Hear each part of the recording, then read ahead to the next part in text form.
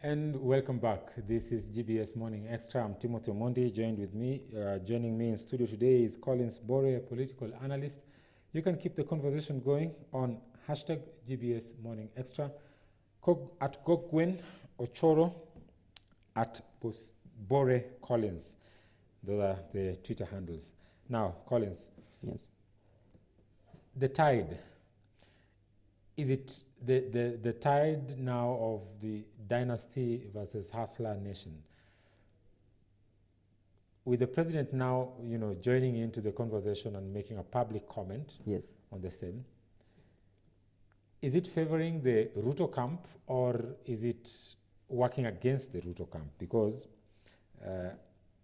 when the president first made the comment in public, it seemed as if it was, directed towards the Deputy President William Ruto.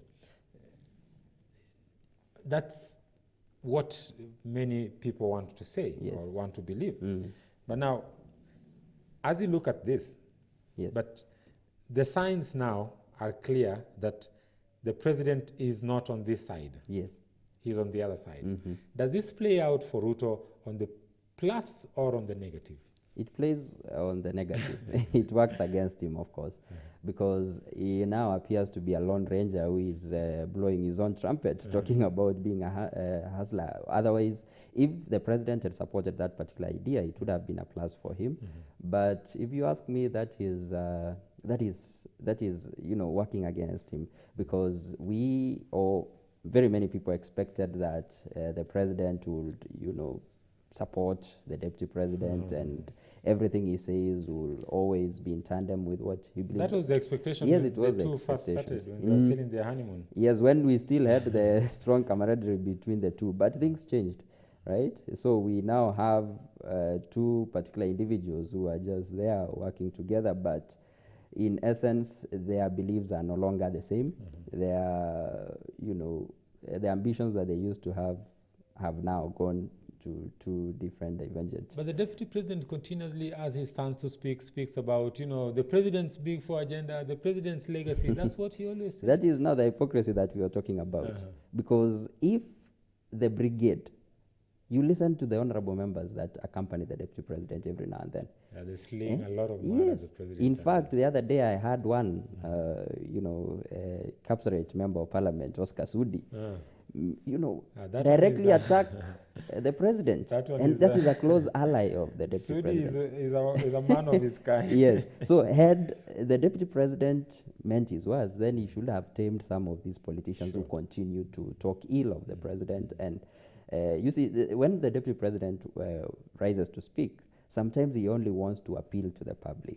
And he wants to tell them, look, we're still with the president. But I think the president on the other side doesn't need all these reassurance anymore. And that's why sometimes even when he's in the local, we remember during the burial of De Matthew, the popular musician from Moranga, when he rose to speak, he even shifted to his local native language. And Kikuyu. He also did that at Kasarani. Yes, and when at Kasarani. He attended the Akorino, because he's no longer talking about the president. He's trying to tell these Mount Kenya politicians, look, it's time you stopped all these politics and supported me in, the Big Four agenda and all that. So he has left the deputy president to do his campaigns, but he's trying to tame the Mount Kenya leaders and tell them we need to work together, speak from the same page. And that's why you have seen politicians led by Anne Waiguru still telling us that the president remains to be the Mount Kenya or the Central Kenya kingpin, if we may use that particular word. But we've seen also a huge section of Mount Kenya politicians aligned to the deputy president. And, it's not a secret. They're out there, they're fighting, and although most of them would refrain from directly attacking the president, but then they attack the idea. They stand and attack the handshake openly. If you attack the handshake and talk about a guy who, is out to fleece Kenyans by pretending to, shake the hands with the president, are you saying that the president was fleeced? Are you saying that the president, in his wisdom, did not make the right judgment in agreeing to the handshake with the president? In fact, it was a good thing for this country. Handshake was very important because since then we have seen calm return to this country. People can do businesses everywhere in this country. So it was something that was good. Whether the intentions were bad or good, at least we had it restored calm to the country. So to your question, you're talking about whether these particular MPs who continue to campaign for Ruto from Mount Kenya, you see, they know that it is the last time for President Uhuru and he's not going to ask for votes anymore. So the only person who is the front runner as far as the 2022 politics is concerned right now is the Deputy President. So they want to align themselves to him so that when that time comes, it will be very easier for them to sell the agenda. And again, it is important to also realize that as it stands, I think, I'm not trying to speak for anybody, but Mount Kenya is divided because there are those who still, when you hear Ruto go there and the cheering that he gets and the kind of following that he gets, it tells you that he has some following there. And that's why these MPs are still pegging their trust in the Deputy President moving forward. One would want to look at it from the other side. As you say, the tides favor the work against the Ruto camp, especially when it comes now to the narrative of the Hustler versus Dynasty. One would want to argue that now we know who the Dynasty are. And now, do you see them? Once we spoke about the Dynasty versus the Hustler, they've come out clearly, and now they are ganging up against us. That one would want to argue that way, and that would particularly play into the hands of Ruto and tell Kenyans, hey, look, I told you, this is what is happening. But you see, the other thing is that the dynasties are having a counter-narrative. They are now asking this particular hustler, where did you get your billions from? Where did you build that particular empire from? You have been in politics for some few years. Where did you have that particular, where did you get that money that we have had the former Prime Minister Mudavadi talk about church donations every now and then, and they ask, which we also have because of that we have a bill being pushed in Parliament. Yes, in Parliament to reduce that to 200,000. Yes, so it is correct because now they are coming up with a counter narrative, and you see they have been successful to some extent in branding Ruto as corrupt, quote unquote, if we may say that, because of course he hasn't been, we haven't had him being charged or something. It is just allegations that we get from politicians. So they are having a counter narrative. They are now telling him, tell us where you got those billions from, yet you call yourself a hustler. So I think it is 50-50 if you ask me, because they know how to play their cards very well. Now, as we draw to a close, yes, there are fears that, not fears, but talks. If you listen to pundits and political analysts, yes, there are talks that 2022 is about Raila Odinga and Ruto in the ballot. Yes. Although the former Prime Minister himself has not come out to say that I will be, leading, or I'll be seeking to be elected as president. But clearly, who is going to go against Ruto in 2022? It's too early to call. It's too early to predict as at the moment. But as it stands, the contest seems to be the two horses, that is William Ruto and Raila Odinga. Because if Raila Odinga was not interested in 2022 presidential seat, then he wouldn't be involved in attacking the deputy president every now and then, because he will be focused on something else. So it tells you that whether it will be him or somebody he supports, he will still be there in ballot, whether in person or by having somebody who. But I mean, how long do we need to act, we know the Kenyan politics. Yes. It's not a secret. Do you want to tell me that the ODM is going to unveil their, in quote unquote, their candidate in 2021? Of course. Or in 2020? Of course, if the referendum happens, that will be a game changer for this country, because we have always known referendums in this country that they come on with their own political parties, new formations and all that. So you might see, the former Prime Minister teaming up with other like-minded individuals to go against the deputy president. And we have the likes of Mudavadi, who have come out clearly to also say that they will be going for that particular top seat. So for him, it is not a secret. The deputy president, although he says that he has not publicly stated that he's running, but of course, But what are the chances? I mean, looking at the Luhya nation and the kind of politics that they play, it has always been, forgive me to say this, very weak, because they have never actually been able to come together and bring out a formidable candidate and back that candidate. They always are divided in one way or the other. Even as as things stand now, we have Atwoli on record saying that Mudavadi will never be a president in this country. True. And such talks, can we just wish away opinions? We cannot of people wish away like opinions. Like Atwoli. Atwoli who has a voice. He has a voice in Western Kenya. If you remember, he's the one who even held some. There was a huge rally that was held sometimes back in Bukungu Stadium, where they installed Mudavadi then as the Luhya kingpin. But when the elections happened, you realize that Raila had a sizable number of votes there compared to their son. To their son himself. Yes, in his own backyard. So you realize that it is very hard for Mudavadi, for the Luhya nation to have a united front. And that's why you see that they are divided. Of course, William Ruto may not get some good votes from there. He's banking on the likes of Halwale to but Boni Halwale's politics is, with all due respect to Daktari, is diminishing. It is diminishing. He could not secure himself a seat in his own turf. So it is very hard. That's why I'm saying it is very hard for Ruto to sell in the Luhya nation. It is also very hard for Mudavadi to call for a Luhya united nation going forward for presidency, because you realize that over the years Raila Odinga has been enjoying support from the Luhya nation. So it's likely that we see that continues even in the run-up to 2022 if Raila Odinga will be on the ballot. Although we have had talks of Luhya unity, but I think they're just good on paper.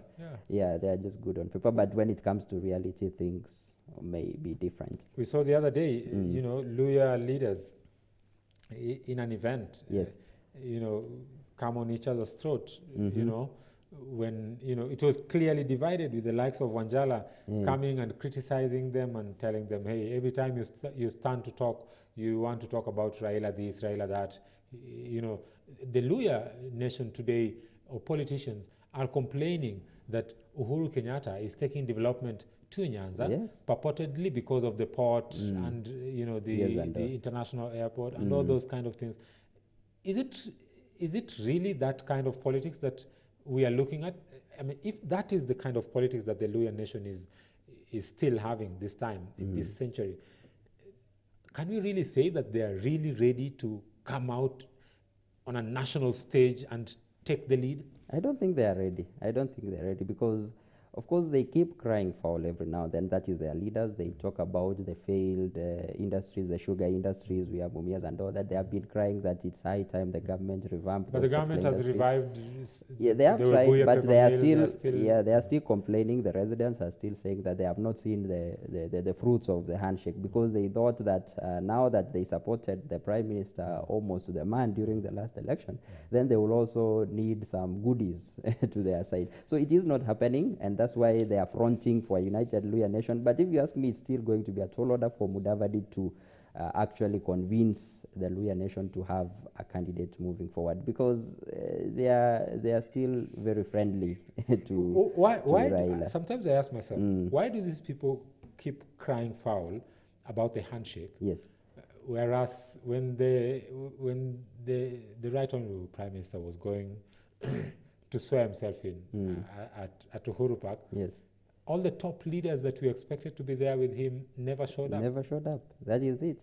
So that was betrayal to the onset, because you realize that we expected the likes of Mudavadi, the likes of Wetangula to be there with him during that particular time. Of course, there are stories that came up after that time that they were blocked. I don't know. There were calls that were made from Nigeria. I don't know. You get those particular stories that were made, whether true or not. But they should have fought against all odds to be there with Raila Odinga. Then they would have shown that indeed they supported him.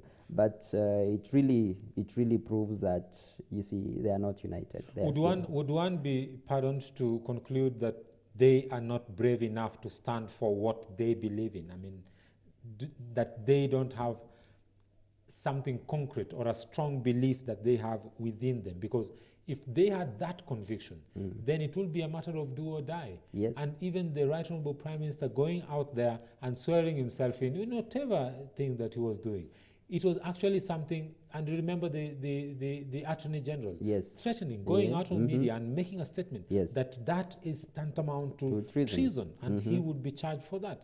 And he still went on and was sworn in, of course, as a people's president. That is how you should play the Kenyan politics. That is the tragedy, that you have to be hard on like that. But when you have the likes of Mudavadi, who is a soft person in politics, it may be very hard for him to drive that particular agenda, because you realize that Mudavadi has been regarded as a very soft politician, very soft-spoken. He doesn't have that. Even any time that you will make, let's assume that he becomes president and he gives a presidential directive or a decree, people are unlikely to follow him, because they will say, oh, he's not serious. He doesn't have that particular oomph and energy to put across certain issues as Raila does.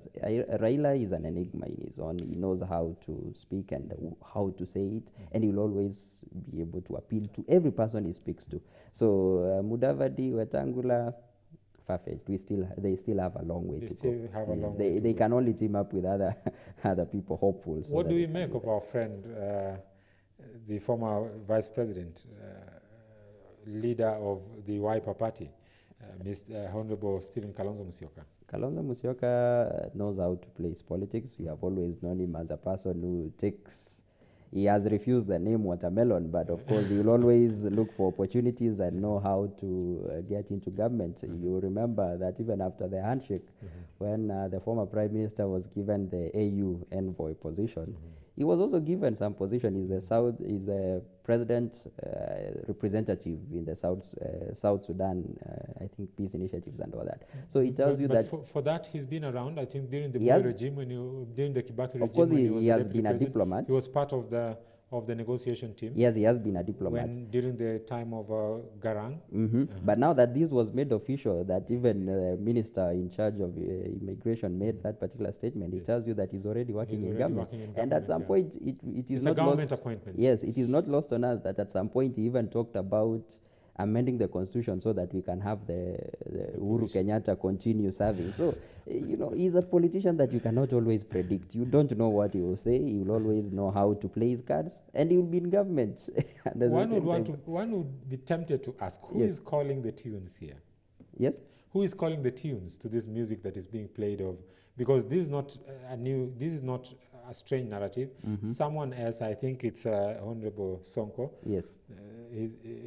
At Kasarani, who spoke about, if this referendum thing is to be, then why don't we just extend, give the president time to continue, because he's not yet 60, and he was like, the guy still is young. You see, I don't know what has changed all of a sudden. Something is cooking? Something could be cooking. There is something, there is more that meets the eye, because you realize that these are the same people who have been condemning President Uhuru Kenyatta during the first term. They said that they even wanted to end his term prematurely, and they said that he has failed. But all of a sudden, we have particular people who are becoming, supporters and ardent supporters of President Uhuru. They're even calling for an extended term. Even people who abused him literally, like Millie Odhiambo, right now are strong supporters of the president. But then the people in the ODM camp are always play to the tune of the prime minister. They're very loyal to their leader. If he says this is the way, and ODM on that area, I would say they command a high respect for their leader, unlike what we see today in the Jubilee Party. Yes, but at the same, that also speaks volumes, because it tells you that there could be something that the public do not know as far as the Building Bridges initiative is concerned. Because going to the extent of, being able to convince Raila Odinga, to the extent that he now comes cool and always will, talk of the president. Raila Odinga is known, and some people at the Jubilee, I think what makes the Jubilee, some people in Jubilee much uncomfortable with Raila Odinga's presence within the government, if I may say that, is his tactics and his political ingenuity. Yes. Remember what he did to Kanu? And this went out, and many political analysts praised, his skill. Yes. what I also had Boni Halwale refer to it the other day as a Trojan horse a strategy. Yes, true. You know, the fall of Troy. And when he came, after the handshake, Jubilee is no longer a party. No longer a party. And that is now where the deputy president has been trying to peg, that he's telling Prime Minister, you are coming to our party to, you know, to chase us and out of our own party. You did that in the Kanu regime, and you also want to repeat it. Yes. So it is something that, of course, works out for Raila, because you realize that Raila, as we say, is an enigma in politics, Kenyan politics. You cannot talk about Kenyan politics without mentioning Raila Odinga. Sure. He has a huge following, and you cannot ignore that. It's something that cannot be taken for granted. So anytime he makes a decision, it's a decision that represents very many people in this country. So it cannot be taken for granted, and that's why you see people following what he says. And at the moment, of course, you are in his staff and you decide to go against him, of course, you know what will happen. And I think also, to be just fair to Raila Odinga, is that when it comes to multi-party democracy in Kenya, he was very key.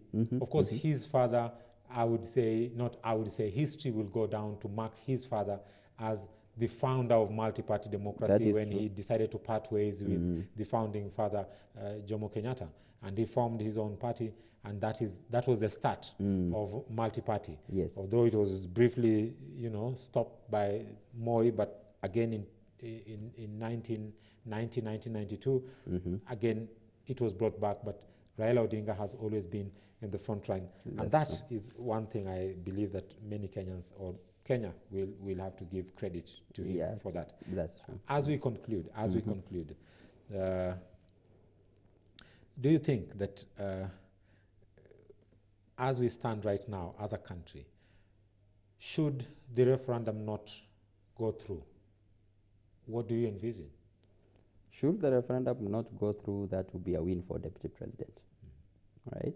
And moving forward, it will be very easy for him to sell his agenda to the people of this country, because if the referendum comes and he decides to oppose it and he goes ahead to win, then that means that it will be an easy sailing for him in the run-up to 2022. Otherwise, if the referendum comes and the other side wins, then it will be a loss for him, and the Prime Minister and other colleagues of his will be smiling all the way to the bank, because, of course, they would have won. And we are likely to see other parties coming in place. By the way, I was reading the other day on the papers that already the Jubilee Party, the Tanga team, already has a party, although we are not sure about that, but they have some parties, so that in any case that they see that the center can no longer hold in Jubilee, they will just go and have their own party. I hear it is called Jubilee Republican Party.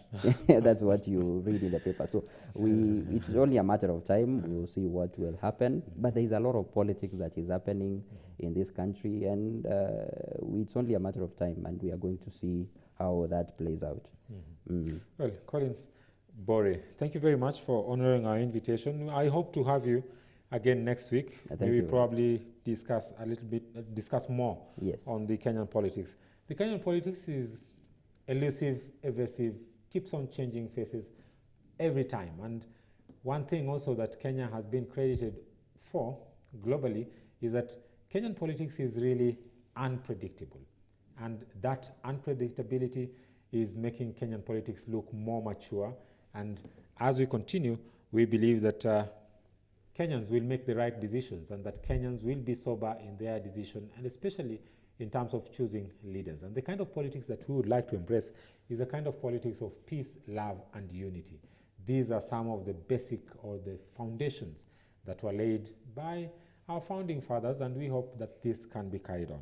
Well, that brings us to the end of our program this morning. Thank you very much for joining us. My guest today was Collins Bore, a political analyst. Myself, I'm Timothy Omondi. Do have yourself a lovely day. Kevin Nyariki will come in shortly with the GBS Morning Sports Extra. Thank you. Bye for now.